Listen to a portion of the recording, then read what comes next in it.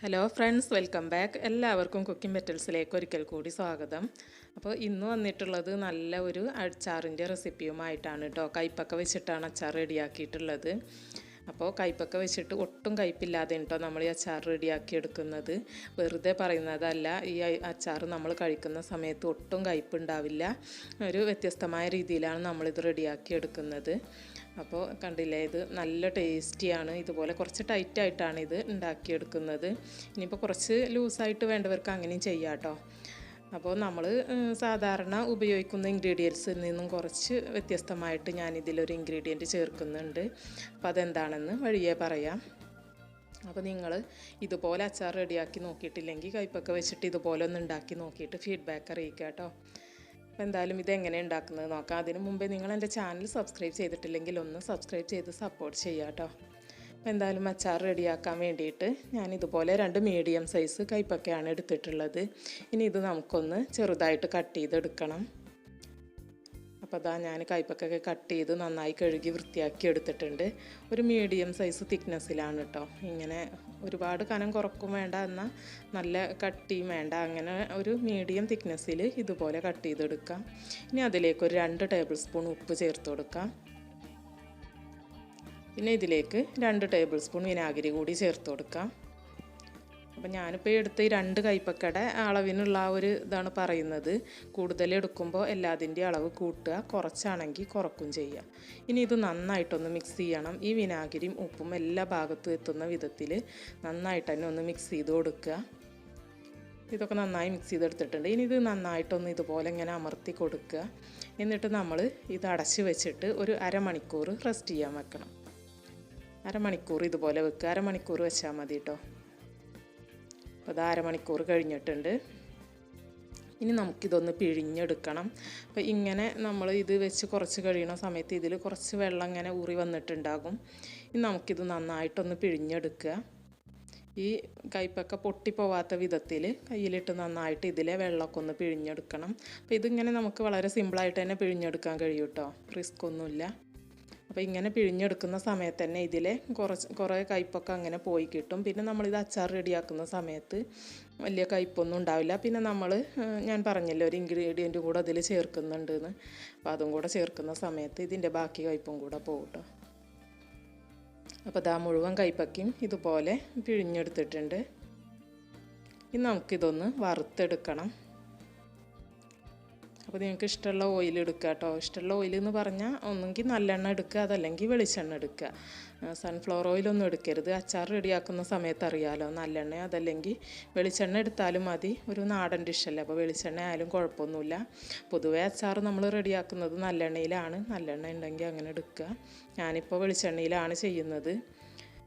അപ്പോൾ ഇത് ഒരുപാട് ഡ്രൈ ആക്കി കളയരുത്, നല്ല ബ്രൗൺ കളർ ആവരുത്. ഒരു ലൈറ്റ് ബ്രൗൺ ആയി വരുന്ന സമയത്ത് നമുക്കിത് കോരിയെടുക്കണം. ചെറുതായിട്ടൊരു ബ്രൗൺ കളർ ഇങ്ങനെ വരാൻ തുടങ്ങുന്ന സമയത്ത് ഇത് നന്നായിട്ട് ക്രിസ്പി ആയിട്ടുണ്ടാകും. ആ സമയത്തേക്ക് കിട്ടും. ആ സമയത്ത് നമുക്കിത് കോരിയെടുക്കാം.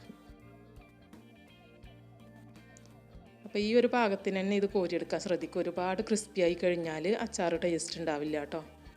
കണ്ടല്ലേ, ഈ ഒരു പരുവത്തിലാണ് നമ്മളിത് എടുക്കുന്നത്. അപ്പോൾ ഇതുപോലെ ബാക്കി കയ്പക്കും കൂടെ നമുക്ക് വറുത്തെടുക്കാം.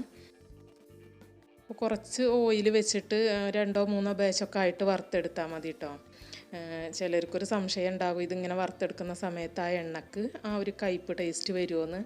ഇനിയിപ്പോൾ അങ്ങനെ സംശയം ഉണ്ടെന്നുണ്ടെങ്കിൽ കുറച്ച് എണ്ണ വെച്ചിട്ട് 3-4 ബാച്ചായിട്ട് വറുത്തെടുത്താൽ മതി. അപ്പോൾ അതാ 2ാമത്തെ ബാച്ചും വറുത്തെടുത്തിട്ടുണ്ട്. ഈ എണ്ണക്ക് കയ്പൊന്നും വന്നിട്ടുണ്ടായിരുന്നില്ല കേട്ടോ. ഞാൻ ഉണ്ടാക്കുന്ന സമയത്ത് എണ്ണക്ക് കയ്പൊന്നും വരാറില്ല. ഇനി അങ്ങനെ ഒരു ഡൗട്ട് ഉണ്ടെന്നുണ്ടെങ്കിൽ കുറച്ച് ഓയിൽ മാത്രം ഉപയോഗിച്ചിട്ട് വറുത്തെടുക്കുക. അപ്പോൾ അതാ നമ്മുടെ കയ്പക്കൊക്കെ വറുത്തെടുത്ത് കഴിഞ്ഞിട്ടുണ്ട്. നമുക്ക് അച്ചാർ റെഡിയാക്കാം. 2 ടേബിൾ സ്പൂൺ വെളിച്ചെണ്ണ ചേർത്ത് കൊടുക്കാം. അത് ചൂടായി വരുമ്പോൾ അതിലേക്ക് 1.5 ടീസ്പൂൺ കടുക് ചേർത്ത് കൊടുക്കാം.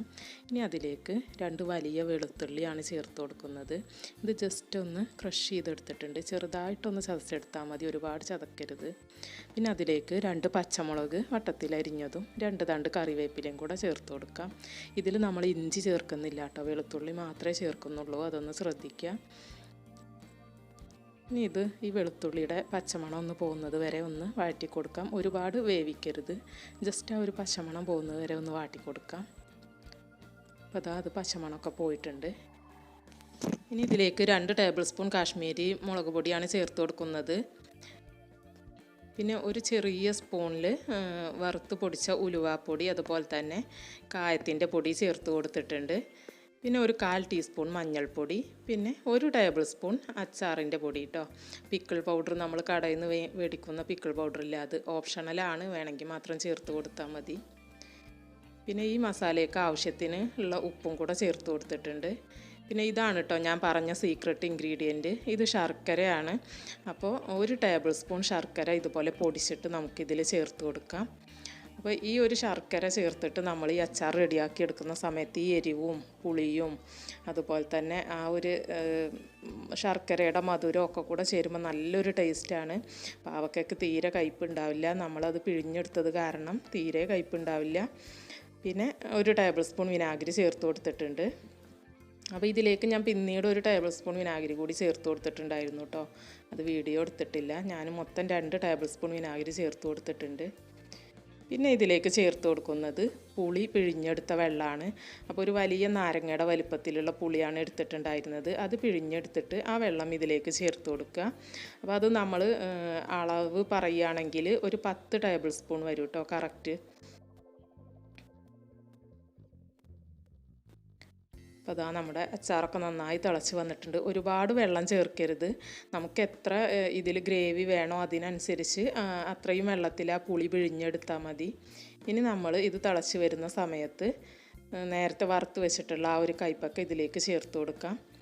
എന്നിട്ട് നന്നായിട്ട് ഇളക്കി മിക്സ് ചെയ്ത് കൊടുക്കുക. ഈ സമയത്ത് ഇതിൽ ഉപ്പോ പുളിയോ എന്തെങ്കിലും കുറവുണ്ടോ നോക്കിയിട്ട് നമുക്ക് ആഡ് ചെയ്ത് കൊടുക്കുക. ഈ സമയത്ത് ഞാൻ നോക്കിയപ്പോൾ കുറച്ച് പുളി കുറവുണ്ടായിരുന്നു, അപ്പോൾ അതുകൊണ്ട് ഞാൻ 1 ടേബിൾ സ്പൂൺ വിനാഗിരി ഇപ്പോഴാണ് കേട്ടോ ഞാൻ ചേർത്ത് കൊടുത്ത്, ഞാൻ നേരത്തെ പറഞ്ഞില്ലേ.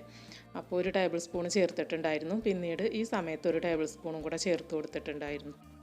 പിന്നെ നമ്മൾ കൈപ്പക്ക ഉപ്പ് വിനാഗിരിയൊക്കെ മിക്സ് ചെയ്ത് വെച്ചത് കാരണം കൈപ്പക്കയിൽ നല്ല ഉപ്പുണ്ടാവും. അപ്പോൾ അതിനനുസരിച്ചിട്ട് മാത്രം അച്ചാറിൽ ഉപ്പ് ചേർത്ത് കൊടുക്കുക, അതൊന്ന് ശ്രദ്ധിക്കുക കേട്ടോ, ഉപ്പ് അധികമായി പോവാതെ. പിന്നെ ഇത് തണുത്ത് കഴിയുന്ന സമയത്ത് ഇതുപോലെ ഒന്നും കൂടെ ടൈറ്റായി വരും. അപ്പോൾ അതിനനുസരിച്ച് നമ്മൾ ആദ്യം തന്നെ ഗ്രേവി സെറ്റാക്കണം. അപ്പോൾ അതാ നമ്മുടെ ടേസ്റ്റി ആയിട്ടുള്ള കൈപ്പക്ക അച്ചാർ, ഒട്ടും കയ്പില്ലാത്ത കൈപ്പക്ക അച്ചാർ റെഡി ആയിട്ടുണ്ട്. എല്ലാവരും ട്രൈ ചെയ്ത് നോക്കുക കേട്ടോ. വീഡിയോ ഇഷ്ടമായെങ്കിൽ ലൈക്ക് ചെയ്യുക, ഷെയർ ചെയ്യുക, സബ്സ്ക്രൈബ് ചെയ്യാത്തവരുണ്ടെങ്കിൽ ഒന്ന് സബ്സ്ക്രൈബ് ചെയ്ത് സപ്പോർട്ട് ചെയ്യുക. വീണ്ടും നല്ലൊരു വീഡിയോയുമായി നമുക്ക് കാണാം. അതുവരെ എല്ലാവരോടും